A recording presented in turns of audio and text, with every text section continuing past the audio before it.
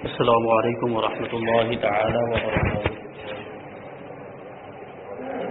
نحمده ونصلي ونسلم على رسوله الكريم اما بعد فاعوذ بالله من الشيطان الرجيم بسم الله الرحمن الرحيم ان الله وملائكته يصلون على النبي يا ايها الذين امنوا صلوا عليه وسلموا تسليما اللهم صل على سيدنا ومولانا محمد معدن الجود والكرم وآلہ الکرام ابنہ الکریم مبارک وسلم صلاۃ وسلام علیک یا رسول اللہ صلی اللہ تعالی علیہ وسلم۔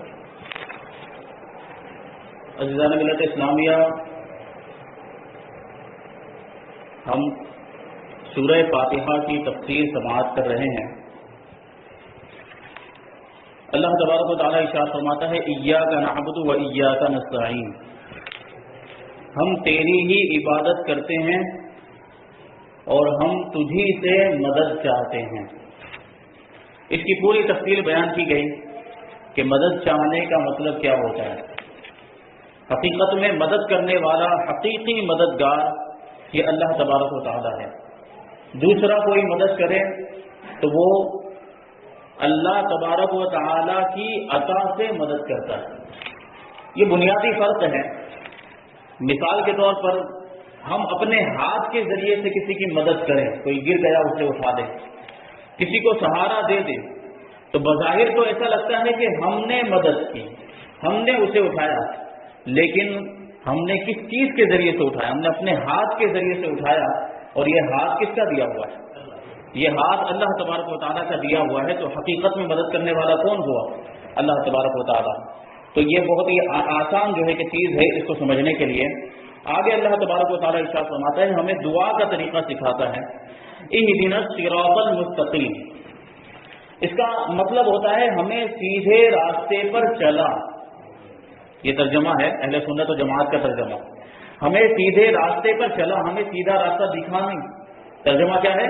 ہمیں سیدھے راستے پر چلا، کیونکہ دکھا تو دیا ہے ہمیں حضور نے، بزرگان دین نے، علماء اہل سنت نے ہمیں راستہ دکھا دیا ہے۔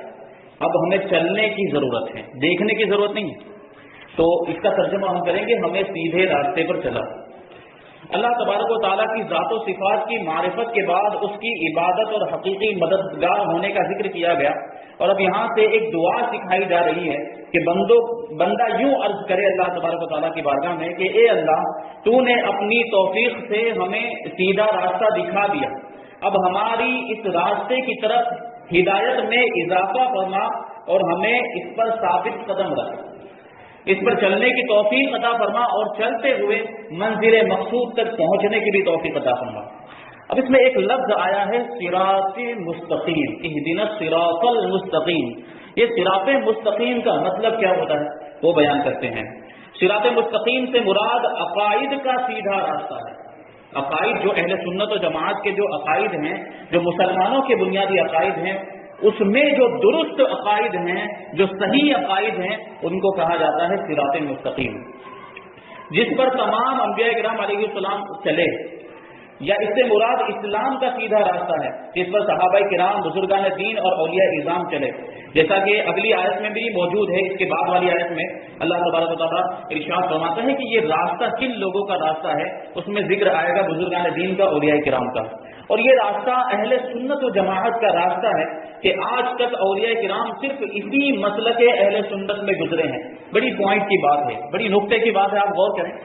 تو دوسرے فرقے بہت سے موجود ہیں، دیوبندی ہے، وہابی ہے، اہل حدیث ہیں، اور اہل قرآن ہے، چکراوی ہے، نیچری ہے، یہ بہت سارے جماعت اسلام، یہ بہت سارے فرقے موجود ہیں، لیکن اولیاء کرام کس جماعت کے اندر موجود ہیں؟ اولیاء کرام اہل سنت و جماعت کے اندر موجود۔ جتنے بھی اولیاء کرام 1450 سال سے لے کر آج تک آپ دیکھیں تو سارے اولیاء کرام کا تعلق اہل سنت و جماعت ہی سے تھا۔ اب غور کریں گے تو دیوبندیوں میں کوئی ولی نہیں ہے، وہابیوں میں کوئی ولی نہیں ملے گا آپ کو، اہل حدیث میں کوئی ولی نہیں ملے گا، غیر مقلدین کے اندر آپ کو کوئی ولی نہیں ملے گا۔ یہ اللہ تبارک و تعالیٰ کا فضل و احسان ہے، اور حق پر ہونے کی دلیل ہے اہل سنت و جماعت کی کہ سارے اولیاء کرام اسی جماعت کے اندر ہوئے جسے اہل سنت و جماعت کہا جاتا ہے۔ تو بڑی عظمت والی بات ہے۔ اور اللہ تبارک و تعالیٰ نے انہی کے راستے پر چلنے اور انہی کے ساتھ ہونے کا حکم فرمایا ہے، یعنی بزرگان دین اور اولیاء کرام کے راستے پر چلنے اور ان کے ساتھ ہونے کا حکم دیا۔ اللہ تبارک و تعالیٰ ارشاد فرماتا ہے یا ایھا الذین آمنوا اتقوا اللہ وکونوا مع الصادقین، کہ اے ایمان والو اللہ سے ڈرو اور سچوں کے ساتھ ہو جاؤ۔ اب یہ سچے کون ہیں؟ سچے یہی ہیں اولیاء کرام، بزرگان دین ہے، علماء اعظام جو دین پر عمل کرتے ہیں، دین کی دعوت دیتے ہیں، دین کی رہنمائی کرتے ہیں۔ تو یہ جو بزرگان دین ہیں یہی سچے ہیں، اور اللہ تبارک و تعالیٰ ان کے ساتھ ہو جانے کا حکم قرآن مجید کے اندر ارشاد فرما رہا ہے۔ اور حضرت انس رضی اللہ تعالیٰ عنہ سے روایت ہے، اللہ کے رسول صلی اللہ علیہ وسلم نے ارشاد فرمایا بے شک میری امت کبھی گمراہی پر جمع نہیں ہوگی، اور جب تم لوگوں میں اختلاف دیکھو تو تم پر لازم ہے کہ سواد اعظم یعنی مسلمانوں کے بڑے گروہ، مسلمانوں کی بڑی جماعت کے ساتھ ہو جاؤ۔ تو یہ جو جماعت ہوگی، یہ جو سواد اعظم جو ہوگا، یہ اہل سنت و جماعت ہیں، اور اللہ کے رسول نے جو یہ ارشاد فرمایا کہ میری امت کبھی گمراہی پر جمع نہیں ہوگی، تو اس سے مراد اہل سنت و جماعت ہی ہے، کیونکہ اہل سنت و جماعت کبھی بھی گمراہ نہیں ہو سکتے۔ اللہ تبارک و تعالیٰ کی مدد ان کے ساتھ، ان کے شامل حال ہے، اس وجہ سے اہل سنت و جماعت کبھی گمراہ نہیں ہو سکتے۔ اللہ کے رسول صلی اللہ علیہ وسلم نے یہ بشارت ہمیں عطا فرمائی۔ حضرت عبداللہ ابن عمر رضی اللہ تعالیٰ عنہ سے روایت ہے، نبی اکرم صلی اللہ علیہ وسلم نے ارشاد فرمایا بنی اسرائیل 72 فرقوں میں تقسیم ہو گئے تھے، اور میری امت 73 فرقوں میں تقسیم ہو جائے گی، ان میں سے ایک کے علاوہ سب جہنم میں جائیں گے۔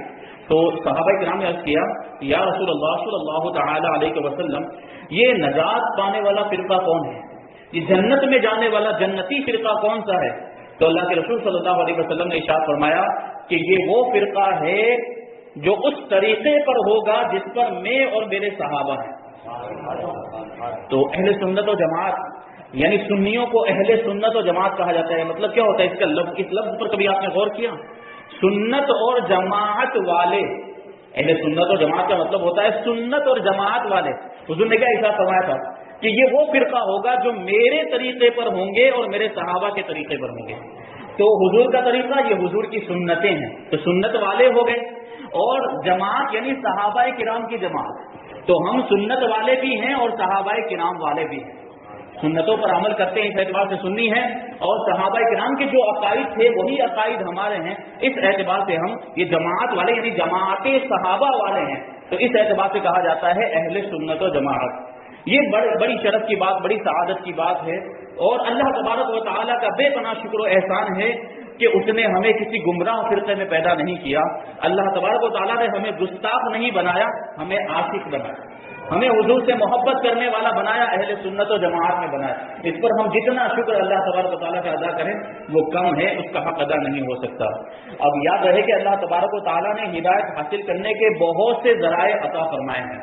انسان بہت سی چیزوں کے ذریعے سے ہدایت حاصل کر سکتا ہے، ان میں سے چند بیان کیے جاتے ہیں کہ انسان کی ظاہری باطنی صلاحیتیں جنہیں استعمال کر کے وہ ہدایت حاصل کر سکتا ہے۔ اللہ تبارک و تعالیٰ نے انسان کے جسم کے اندر بھی بہت سی ایسی چیزیں رکھی ہیں جس میں اگر انسان غور و فکر کرے، خود اپنے جسم کے تعلق سے غور و فکر کرے، تو اسے خود احساس ہو جائے گا کہ یہ جسم ایسا جسم ہے کہ بغیر کسی بنانے والے کے یہ وجود میں نہیں آ سکتا، اس کا کوئی بنانے والا ہے، اس کا کوئی خالق ہے۔ تو انسان جب اپنے جسم میں غور و فکر کرے گا تو اسے خود اللہ تبارک و تعالیٰ کے موجود ہونے کا یقین ہو جائے گا۔ اب دوسری چیز، آسمان و زمینوں میں اللہ تبارک و تعالیٰ کی قدرت و وحدانیت پر دلالت کرنے والی نشانیاں جن میں غور و فکر کر کے انسان ہدایت حاصل کر سکتا ہے۔ انسان کو اللہ تبارک و تعالیٰ نے ایک چیز ایسی عطا فرمائی ہے جو اسے ساری مخلوقات سے ممتاز کر دیتی ہے، اور وہ کیا ہے؟ عقل۔ انسان اشرف المخلوقات ہے، ساری مخلوقوں میں سب سے زیادہ فضیلت رکھتا ہے انسان، اور اس کی بنیادی وجہ یہ ہے کہ دوسری مخلوقات کو اللہ تبارک و تعالیٰ نے عقل جیسی نعمت نہیں عطا فرمائی۔ جانوروں کے اندر عقل نہیں ہوتی، پرندوں میں عقل نہیں ہوتی، اسی طرح دوسری مخلوقات کو دیکھ لیں، ان میں یہ عقل نام کی چیز نہیں ہوتی۔ اللہ تبارک و تعالیٰ نے انسان کو جو امتیاز بخشا ہے تو وہ عقل کی بنیاد پر بخشا ہے۔ تو عقل ایسی نعمت ہے کہ اس کا صحیح استعمال اگر انسان کرے تو اس کے ذریعے سے وہ اللہ تبارک و تعالیٰ کی قدرت کو اور اس کی وحدانیت کو جان سکتا ہے اور پہچان سکتا ہے، اور اسے اللہ تبارک و تعالیٰ کے وجود کا یقین حاصل ہو सकता है। जैसे आसमान और जमीन के अंदर अल्लाह तबारक व तआला ने ऐसे नज़ारे रखे हैं, जैसे पहाड़ों को अगर इंसान देख ले, ऐसे बुलंदो बाला पहाड़ मौजूद हैं। और हमारे हिंदुस्तान को ये खुसूसियत हासिल है कि दुनिया की सबसे ऊंची चोटी ये हिंदुस्तान के अंदर मौजूद है। हिमालय की जो चोटी है, एवरेस्ट जिसे कहा जाता है, वो हिंदुस्तान के अंदर मौजूद है। हम पहाड़ों को जब देखते हैं तो ताज्जुब होता है कि ये इतने बुलंदो बाला पहाड़ ये कैसे वजूद में आए होंगे, कैसे बने होंगे। जब उनमें गौर व फिक्र करेगा इंसान तो उसे यकीनन इस बात का एहसास होगा कि ये पहाड़ों का कोई न कोई बनाने वाला है, तभी ये वजूद में आए। हम समंदरों को देखें तो समंदरों को अल्लाह तबारक व तआला ने कैसी वसाअत अता फरमाई है, और समंदर कितना गहरा होता है। ये इन सारी चीजों के अंदर अगर हम गौर व फिक्र करें तो हमें अल्लाह तबारक व तआला के वजूद का यकीन होगा। अपनी अक्ल को इस्तेमाल करें, परिंदों में गौर व फिक्र करें, जानवरों में गौर व फिक्र करें। ये सारी मखलूकात जो है अल्लाह तबारक व तआला ने रंग बिरंगी मखलूकात पैदा की इंसानों के लिए, इंसानों के फायदे के लिए। इन मखलूकात के अंदर हम अगर गौर व फिक्र करें तो इससे भी हमें पता चलता है कि अल्लाह तबारक व तआला ने इन सारी चीजों को वजूद बख्शा है और इन सारी चीजों का कोई ना कोई पैदा करने वाला है। नंबर 3, अल्लाह तबारक व तआला की नाजिल करदा किताबें, अल्लाह तबारक व तआला की उतारी हुई किताबें, उनमें से तौरेत जो हजरत मूसा अलैहिस्सलाम पर नाजिल हुई, इंजील हजरत ईसा अलैहिस्सलाम जिसका नाम इन्होंने चेंज कर दिया, बाइबल रखा है अभी। लेकिन ये जो सारी किताबें जो आसमानी किताबें, चाहे वो तौरेत हो या चाहे वो इंजील हो, जो बाइबल अभी जिसे कहा जाता है, इसमें तब्दीलियां हो चुकी हैं। उन्होंने अपनी मर्जी के हिसाब से उसमें रद्दो बदल कर दिया। ठीक है, अगर कुछ अहकाम उन्हें मुश्किल लगते थे तो उसको बदल के उन्होंने आसान कर दिया, अपनी मर्जी के हिसाब से उन्होंने उसमें चेंजिंग कर दी है। तो ये है, लेकिन कुरान मुक़द्दस की ये शान है कि जैसा वो 1450 साल पहले नाजिल हुआ था, आज भी उसी हालत में मौजूद है। क्योंकि कुरान मजीद की हिफाजत की जिम्मेदारी खुद अल्लाह तबारक व तआला ने ली है। जैसे कि पहले दर्स में कहा गया था, अल्लाह तबारक व तआला ने खुद इरशाद फरमाया, इन्ना नहनु नज़्ज़लना ज़िक्र व इन्ना लहू लहाफ़िज़ून, कि बेशक हमने ही इस जिक्र को उतारा है। इस जिक्र से मुराद कुरान मजीद को, कलाम को उतारा, और हम ही जरूर इसकी हिफाजत करने वाले। तो जिस किताब की हिफाजत की जिम्मेदारी रब्बे कायनात ने ले ली हो, उस किताब में कोई तब्दीली कैसे हो सकती है? कोई चाहे कि जितनी भी कोशिशें कर ले, लेकिन वो अपनी कोशिशों में कामयाब कभी भी नहीं हो सकता है। तो कुरान मजीद की ये शान है कि वो जैसे ही 1450 साल पहले जिस हालत में था कुरान मजीद, आज भी उसी हालत में मौजूद है। तो उन किताबों में, आसमानी किताबों के अंदर तौरेत है, इंजील है और ज़बूर है, और कुरान पाक भी है। कुरान पाक के नाजिल होने से पहले ये सारी किताबें लोगों के लिए हिदायत का सबब थी, हिदायत का बाइस थी। हजरत मूसा अलैहिस्सलाम के दौर में तौरेत ये उनके लिए हिदायत का जरिया थी। हजरत ईसा अलैहिस्सलाम के दौर में इंजील उनके लिए हिदायत का जरिया थी। लेकिन जब कुरान मजीद आ गया तो अब कुरान मजीद के अलावा किसी दूसरी किताब पर अमल करना जायज़ नहीं। अब ये सारी कायनात के लिए हिदायत और रहनुमा कोई किताब है तो वो कुरान मजीद है। और हमारे नबी हजरत मोहम्मद मुस्तफ़ा सल्लल्लाहु अलैहि वसल्लम क़यामत तक आने वाले तमाम लोगों के लिए हिदायत का जरिया है। अब देखें आप, ये इहदिना सिरातल मुस्तकीम जो अल्लाह तबारक व तआला ने हमें दुआ का तरीका सिखाया है कि इस तरीके से दुआ की जाए, तो इससे कुछ अहकाम मालूम होते हैं हमें, इससे कुछ मसाइल हमें मालूम होते हैं। वो मसाइल ये है कि हर मुसलमान को अल्लाह तबारक व तआला से सीधे रास्ते पर साबित कदमी की दुआ मांगनी चाहिए, कि सीधे रास्ते पर चलाए और साथ ही साथ उस पर साबित कदम भी रखें, कि हम उस पर कायम रहें, उस पर चलते रहें पूरी जिंदगी, और उसी पर चलते हुए हमारी पूरी जिंदगी गुजर जाए और उसी पर हमारा खात्मा हो जाए, तो ये कामयाबी की सबसे बड़ी दलील होगी। इसके बाद आप देखें, सीधे रास्ते पर साबित कदमी की हमें दुआ करनी चाहिए, क्योंकि सीधा रास्ता मंजिल मकसूद तक पहुंचाता है। अब गौर करेंगे कि कोई मंजिल ऐसी है, कोई जहां आप जाना चाहते हैं, कोई एक डेस्टिनेशन आपने मुकर्रर किया है, उस तक जाने के लिए बहुत सारे रास्ते हैं। एक सीधा रास्ता है, एक टेढ़ा मेढ़ा रास्ता है, और एक जो है वो बहुत पेचीदा रास्ता है, वहां आप जाएंगे तो आप भटक भी सकते हैं, मुख्तलिफ रास्ते होते हैं। तो सीधे रास्ते से जाएंगे तो आसानी के साथ और जल्दी से आप पहुंच जाएंगे, और टेढ़े मेढ़े रास्ते से जाएंगे जो घूम कर जाता है, तो आप उससे पहुंचेंगे तो सही, लेकिन क्या होगा, आप लेट हो जाएंगे, आप वक्त पर नहीं पहुंच पाएंगे, आप ताखीर से पहुंचेंगे। और इधर वाला जो रास्ता, जो पेचीदा रास्ता है, जो मुश्किल रास्ता है, इस पर अगर आप चले गए तो मंजिल पर पहुंचना तो दरकिनार, आप रास्ते में ही भटक कर कहीं रह जाएंगे, आप गुम हो जाएंगे और आप अपनी मंजिल तक नहीं पहुंच पाएंगे। तो जो सीधा रास्ता होता है वो मंजिल तक पहुंचाने का सबसे आसान रास्ता होता है, तो उसी रास्ते को इख्तियार करना चाहिए। इसलिए दीन इस्लाम को सीधा रास्ता फरमाया गया तो इसी पर चलना चाहिए, किसी दूसरे दीन पर, किसी दूसरे मजहब पर हमें नहीं चलना। तो देखें, सीधा रास्ता जो होता है वो मंजिल मकसूद तक पहुंचा देता है, और टेढ़ा रास्ता मकसूद तक नहीं पहुंचाता। अल्लाह तबारक व तआला इरशाद फरमाता है कि अक्ल वाले इस तरह दुआ करते हैं, अल्लाह की बारगाह में अक्ल वाले जो होते हैं वो किस तरह दुआ करते हैं, रब्बना ला तुज़िग़ क़ुलूबना बअद इज़ हदैतना व हब लना मिन लदुनका रहमा इन्नका अंतल वह्हाब। ये दुआ हम अक्सर बेशतर नमाज की दुआ सानी के अंदर हम सुनते रहते हैं, और इसका मतलब क्या है वो आप आज जो है कि समाअत करेंगे। इसका तर्जुमा होता है, ए हमारे रब, तूने हमें हिदायत अता फरमाई है, इसके बाद हमारे दिलों को टेढ़ा न कर और हमें अपने पास से रहमत अता फरमा, बेशक तू बड़ा अता फरमाने वाला है। यानी अल्लाह तबारक व तआला ने हमें इस्लाम की दौलत अता फरमाई और अहले सुन्नत व जमाअत से हमें जो है कि उनमें पैदा किया है। ये बहुत बड़ी हिदायत और रहनुमाई की बात है। तो हम दुआ ये करते हैं कि अल्लाह तूने हमें हिदायत दी है तो इसके बाद हमें कभी गुमराह न करना, हमारे दिलों को कभी टेढ़ा न करना, और हमें सीधे रास्ते पर हमेशा चलाते रहना, और हमें अपनी रहमत, अपनी बारगाह की रहमत से नवाजते रहना। ये दुआ हम नमाज के अंदर करते हैं। आप गौर करें कि अगर ये जो दुआएं, कितनी प्यारी प्यारी दुआएं जो नमाज के अंदर भी पढ़ी जाती है, चूंकि लेकिन ये अरबी में है, इस वजह से हम इसका मफहूम समझ नहीं पाते, इसका माना समझ नहीं पाते, तो वो सोजो गुदाज और वो दिलचस्पी पैदा नहीं होती, वो लज्जत हासिल नहीं होती है। तो हमें चाहिए कि हम इन दुआओं के मानी को, इनके मतलब को समझने की कोशिश करें। अगर हम इनके मतलब को समझ लेंगे, जैसे कि अभी हमने इस दुआ के मतलब को समझा, फिर उसके बाद इस दुआ को हम करेंगे तो यकीनन अलग ही कैफियत होगी। जैसे कि अभी हमने ये कि ए अल्लाह तो हमारे दिलों को टेढ़ा मत कर, बाद इसके कि तुमने हमें हिदायत दे दी और अपनी बारगाह की रहमत अता फरमा, ये माना हमने जान लिया। अब जब भी ये दुआ आएगी तो ये माना हमारे जहन में आएगा और एक कैफियत पैदा होगी, और उसके जरिए से अल्लाह तबारक व तआला हमारी इस दुआ को कबूल भी फरमाएगा। हज़रत अनस रज़ियल्लाहु तआला अन्हु फरमाते हैं, हुजूर पुरनूर सल्लल्लाहु अलैहि वसल्लम कसरत से ये दुआ फरमाया करते थे, या मुक़ल्लिबल क़ुलूब सब्बित क़ल्बी अला दीनिक, ए दिलों को फेरने वाले, मेरे दिल को अपने दीन पर साबित कदम रख। ये दुआ करते थे हुजूर कि ए दिलों को फेरने वाले, अल्लाह तबारक व तआला कादिर मुतलक है, जिस तरह चाहे हमारे दिलों को फेर सकता है। अगर वो चाहे तो हमें हिदायत दे दे, अगर वो चाहे तो हमें गुमराह करके हमारी किसी शामत की वजह से, तो हम अल्लाह तबारक व तआला की बारगाह में ये दुआ करते रहें कि ए कादिर मुतलक, तू दिलों का फेरने वाला है, तो हमारे दिलों को हिदायत की तरफ फेर दे, दीन इस्लाम की तरफ फेर दे। तो मैंने अर्ज किया, यानी हजरत अनस कहते हैं कि मैंने अर्ज किया, या रसूलुल्लाह सल्लल्लाहु अलैहि वसल्लम, हम आप पर और जो कुछ आप लाए हैं उस पर ईमान रखते हैं, तो क्या आपको हमारे बारे में कोई खौफ है? यानी इस तरह की दुआ कर रहे हैं कि हमें दीन इस्लाम पर साबित कदमी अता फरमा।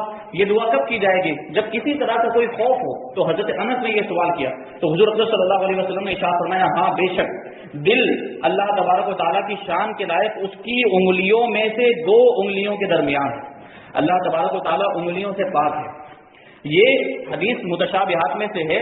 इसका मतलब क्या है ये हम नहीं जानते, लेकिन कहेंगे अल्लाह तबारक व तआला की शान के मुताबिक, ये इंसानों की तरह उसकी उंगलियां नहीं है। जिस्म और जिस्मानियत से पाक है, जिस्म और जिस्म से ताल्लुक रखने वाली सारी चीजों से अल्लाह तबारक व तआला पाक है। अल्लाह का कोई जिस्म नहीं, उसका कोई शरीर नहीं, बल्कि उसका कोई आकार भी नहीं है, न वो किसी जमाने में है, न वो किसी जहत में है, न वो किसी डायरेक्शन में है। अल्लाह तबारक व तआला इन सारी चीजों से पाक है। तो ये हदीस मुतशाबिहात में से, इसका मतलब ये कि अल्लाह तबारक व तआला की कुदरत में है, 2 उंगलियों के दरमियान है। इंसानों के दिल अल्लाह तबारक व तआला की 2 उंगलियों के दरमियान है, यानी पूरे इख्तियार में।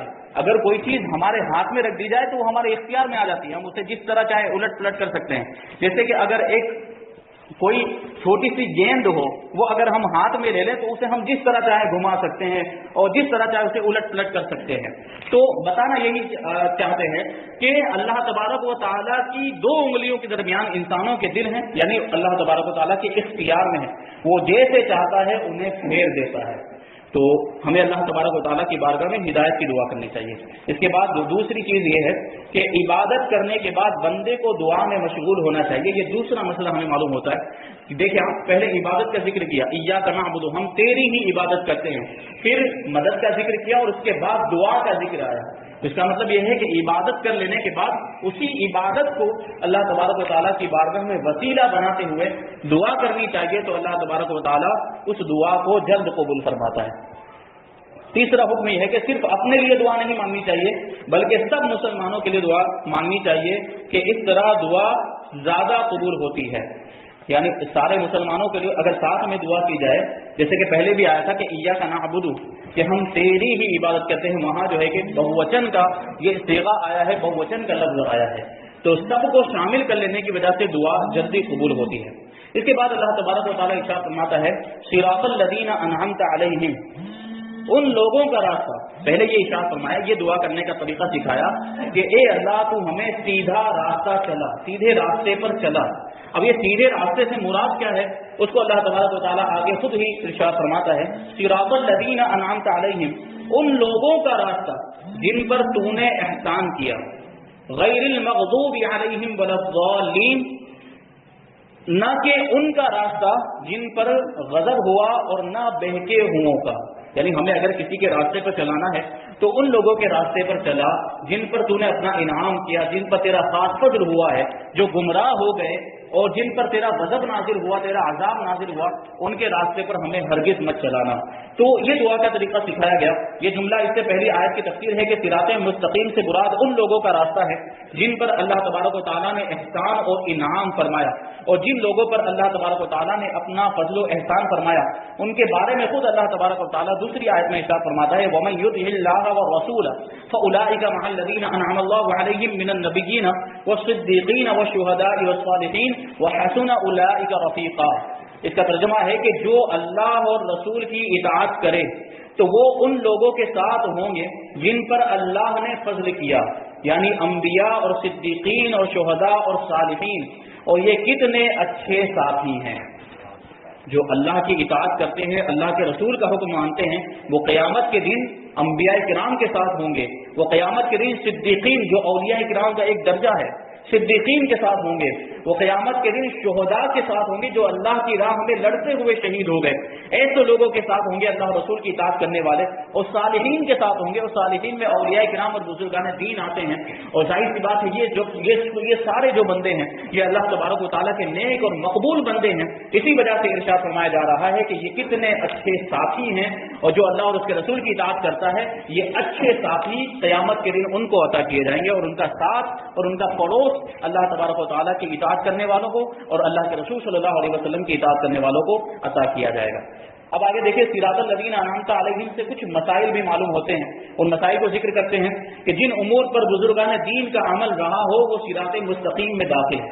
کبھی ایسا ہوتا ہے بہت سی ایسی چیزیں ہوتی ہیں جو صراحت کے ساتھ صاف طور پر قرآن اور حدیث کے اندر موجود نہیں ہوتی، ڈائریکٹ صریح طور پر قرآن میں بیان نہیں کیا گیا، نہ ہی حدیث کے اندر بیان کیا گیا، لیکن بزرگان دین اس پر عمل کرتے آئے ہیں، امت کے اولیاء کرام اس پر عمل کرتے آئے ہیں.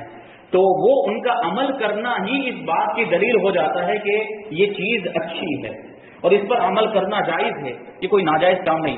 یہ جو گمراہ اور بدمذہب فرقے ہیں اکثر و بیشتر ایک ہی بات کی وہ رٹ لگائے رہتے ہیں کہ تم لوگ یہ کرتے ہو تو قرآن میں کہاں، تم لوگ یہ کرتے ہو تو حدیث میں کہاں ہے. یہ بار بار ان کا یہ سوال ہوتا ہے. تو قرآن و حدیث کے اندر یقیناً بہت ساری چیزیں اور ہمارے بنیادی جو عقائد ہیں وہ قرآن و حدیث ہی سے ثابت ہے، لیکن بہت سی چیزیں ایسی ہیں جو قرآن و حدیث میں ڈائریکٹ بیان نہیں کی گئی ہے لیکن قرآن و حدیث سے ثابت ہوتی ہیں. قرآن و حدیث کے اندر اس کے جیسی کوئی دوسری چیز، اس کی کوئی نظیر بیان کی گئی ہے جس کے ذریعے سے اس کا حکم بھی معلوم ہوتا ہے جو بزرگان دین نے کیا ہے. اور جو اہل سنت و جماعت کے اندر بہت سی چیزیں اہل سنت و جماعت کے معمولات کے اندر ایسی ہیں جو قرآن و حدیث سے جن کا جائز ہونا ثابت ہوتا ہے، بلکہ بعض چیزیں ایسی ہیں جن کا کار ثواب ہونا ثابت ہوتا ہے کہ اگر ایسی چیزوں کو انسان کرے تو ثواب بھی ملتا ہے. تو بزرگان دین جن چیزوں کو کرتے ہیں وہ بھی صراط مستقیم میں یعنی سیدھے راستے میں داخل. امام فخر الدین رازی رحمۃ اللہ تعالی علیہ فرماتے ہیں بعض مفسرین نے فرمایا کہ اہدنا الصراط المستقیم کے بعد صراط الذین انعمت علیہم کو ذکر کرنا اس بات کی دلیل ہے کہ مرید ہدایت اور مکاشفہ کے مقامات تک اسی صورت پہنچ سکتا ہے جب وہ کسی ایسے کامل پیر کی پیروی کرے جو درست راستے کی طرف اس کی رہنمائی کرے. مرید بننا، اب آپ غور کریں یہاں پر مرید کا ذکر آ گیا، پیری مریدی، اس کو بھی بعض لوگ کہتے ہیں کہ یہ کوئی ضروری کام نہیں ہے، لوگ مرید بنتے رہتے ہیں، کبھی کسی پیر کے مرید بن گئے، کبھی، یہ کوئی ضروری کام نہیں. یقیناً یہ کوئی فرض یا واجب نہیں ہے، لیکن اس کی اہمیت کو آپ سمجھیں کیسے کہ ہم یعنی عوام میں جو مسلمان ہیں، جو عام مسلمان ہیں وہ ناقص ہیں. ہمارے اندر بہت ساری کمیاں موجود ہیں، ہم بڑے گنہگار ہیں، ہم ڈائریکٹ خدا کی بارگاہ میں رسائی حاصل نہیں کر سکتے، ہم ڈائریکٹ نہیں پہنچ سکتے، اس لیے ہم کسی پیر کے، کسی کامل کے مرید بنتے ہیں، ان کے دامن سے وابستہ ہو جاتے ہیں تاکہ وہ ہمیں اللہ کی بارگاہ میں پہنچا دیں۔ یہ ایک مقصد ہوتا ہے مرید بننے کا۔ تو اسی وجہ سے ہمیشہ پیر ایسا تلاش کرنا چاہیے جو کامل ہو، جو خود باعمل ہو، شریعت پر، اسلام پر عمل کرنے والا ہو، گنہگار نہ ہو، فاسق معلن نہ ہو، اس کا سلسلہ حضور صلی اللہ علیہ وسلم تک متصل ہو، ملتا ہو، اور علم رکھتا ہو کہ اپنے مریدین کی ہدایت اور رہنمائی کر سکے۔ یہ شرائط بیان کیے جاتے ہیں، اسی وجہ سے بیان کیے جاتے ہیں کہ مرید بننے کا مقصد ہی یہ ہوتا ہے کہ ہم اس کے ذریعے سے رسول اللہ کی بارگاہ میں پہنچنا چاہتے ہیں، ہم اس کے ذریعے سے اللہ کی بارگاہ میں پہنچنا چاہتے ہیں، اور وہ خود ہی پہنچا ہوا نہ ہو تو وہ ہمیں کیا پہنچائے گا۔ تو پیر کے لیے ضروری ہے کہ وہ کامل ہو، وہ خود عمل کرنے والا ہو۔ تو یہ بات آپ ذہن میں رکھیں گے تو پیر کامل کی پیروی کرے، جو درست راستے کی طرف اس کی رہنمائی کرے، غلطیوں اور گمراہیوں کی جگہ سے اسے بچائے۔ یہ پیر کا کام ہے کہ اپنے مریدوں کو غلطیوں سے بچائے، گمراہی کے کاموں سے بچائے، گناہوں کے کاموں سے بچائے، کیونکہ اکثر لوگوں پر نفس غالب ہے، یعنی سارے لوگوں کے اندر، سارے جو لوگ ہیں ان میں سے جو اکثر تعداد ہے ان میں کچھ نہ کچھ کمی موجود ہے، ہمارے اندر بھی کمی موجود ہے، اس وجہ سے ہمیں کسی کامل کی ضرورت ہے۔ اور سارے لوگوں کی عقل کو حق سمجھنے، صحیح اور غلط میں امتیاز کرنے کی صلاحیت نہیں ہوتی۔ سارے مسلمانوں میں یہ صلاحیت اور یہ جو ہے کہ آپ سمجھ لیں کہ ان میں یہ بات نہیں ہوتی ہے کہ وہ صحیح اور غلط کا اندازہ لگا سکیں، اس لیے کسی پیر کامل کی ضرورت پیش آتی ہے۔ تو ایک ایسے کامل شخص کا ہونا ضروری ہے جس کی ناقص شخص پیروی کرے، یہاں تک کہ اس کامل شخص کی عقل کے نور سے اس ناقص شخص کی عقل بھی مضبوط ہو جائے، تو اس صورت میں وہ سعادتوں کے درجات اور کمالات کی بلندیوں تک پہنچ سکتا ہے۔ یعنی اس کی کمی کو وہ اس کا پیر دور کر دے گا، اور اس کی کمیوں کو دور کرنے کے بعد وہ بھی بلندیوں تک پہنچ جائے گا، اور وہ بھی اللہ کی بارگاہ میں رسائی حاصل کر لے گا۔ اس کے بعد اللہ تبارک و تعالیٰ ارشاد فرماتا ہے غیر المغضوب علیہم ولا الضالین، نہ کہ ان کا راستہ جن پر غضب ہوا اور نہ بہکے ہوئوں کا۔ جن پر اللہ تبارک و تعالیٰ کا غضب ہوا ان سے مراد یہودی، اور بہکے ہوئوں سے مراد عیسائی ہیں۔ یہ دونوں جو ہیں یعنی یہودی اور عیسائی، یہ اسلام کے ازلی دشمن ہیں۔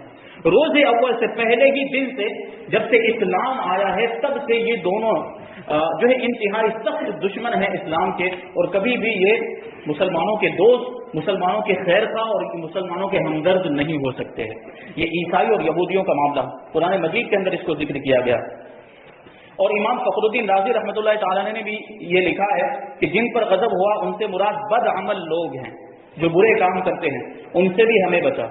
اور بہکے ہوئوں سے مراد بد عقیدہ لوگ ہیں، یعنی ہم دعا کرتے ہیں کہ ہمیں بے عمل لوگوں سے بھی بچا، گنہگاروں سے بھی بچا، اور جو بد عقیدہ لوگ ہیں، جو بد مذہب ہیں، ان سے بھی ہمیں بچا۔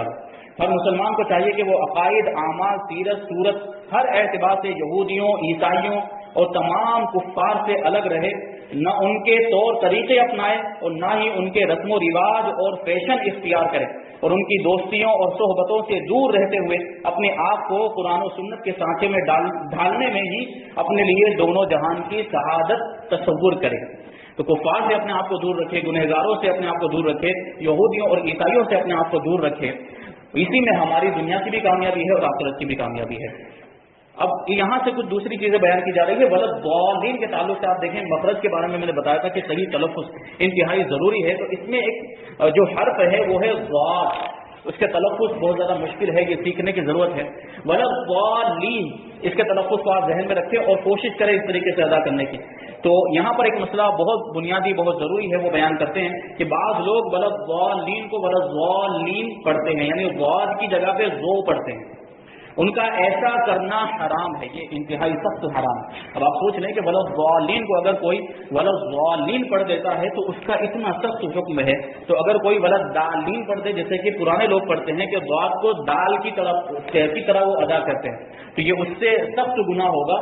اور آپ دیکھیں اس کی وجہ سے معنی بدل جاتا ہے، اور اس کی وجہ سے قرآن میں تبدیلی ہو جاتی ہے، کیونکہ قرآن مجید میں وہ ضاد کے ساتھ ہی آیا ہے۔ ہم اسے اگر دال کے ساتھ پڑھ دیں یا اسے ہم ذو کے ساتھ پڑھ دیں تو گویا کہ ہم نے قرآن مجید کے ایک لفظ کو بدل دیا، اور قرآن مجید کو اگر کوئی بدل دے تو یہ بہت بڑا جرم ہے اور بہت بڑا گناہ ہے۔ اعلیٰ حضرت امام احمد رضا خان فاضل بریلوی فرماتے ہیں کہ ضاد، ذو، زال، زا سب حروف متباینہ متغایرہ ہے، یعنی ایک دوسرے سے جدا جدا حروف ہیں یہ سارے حروف، ان میں से किसी को दूसरे से तिलावत कुरान में कसदन बदल देना, जैसे वाद की जगह पे ज़ो पढ़ देना, उसकी जगह उसे पढ़ देना, नमाज में हो ख़्वाह बैरून नमाज यानी नमाज में हो या नमाज के बाहर कुरान की तिलावत कर रहे हो, हराम क़तई है और गुनाह अजीम है और तहरीफ किताब करीम है, यानी कुरान मजीद को बदल देना है ये کہ हमने एक हर्फ को पूरा चेंज कर दिया और एक हर्फ चेंज हो गया तो पूरा लफ्ज चेंज हो गया, ये बहुत बड़ा गुनाह है। इस मसले के बारे में दलाइल के साथ तफसीली रोशनी फतवा रज़विया के अंदर डाली गई है।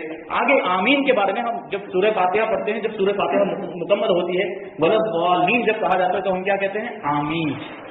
हम क्या कहते हैं? आमीन। आमीन का मतलब क्या होता है कि ए मेरे परवरदिगार तू ऐसा ही कर दे, यानी जैसी दुआ की गई है वैसा ही तू कर दे, यानी इस दुआ को कबूल फरमा।